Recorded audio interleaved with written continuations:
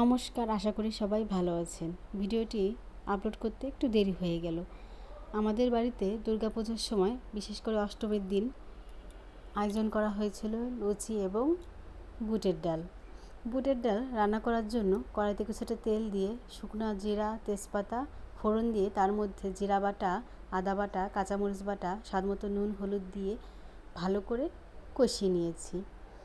ভালো করে কষিয়ে নেওয়ার পর 80% সিদ্ধ করে রাখা ডালগুলো ছেড়ে দিয়ে এখানে আমি আরও কিছুটা জল দিয়ে দিয়েছি, যাতে ডালগুলো ভালো করে রান্না হয়।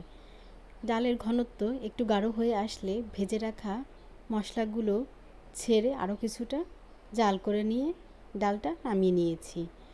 আমাদের বাড়িতে অষ্টমীর দিন প্রতি বছরই লুচি ও ডালের আয়োজন করা হয়ে থাকে।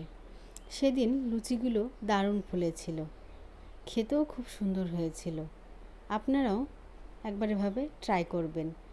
ডালটা তো আরও বেশ লেগেছিল। ধন্যবাদ।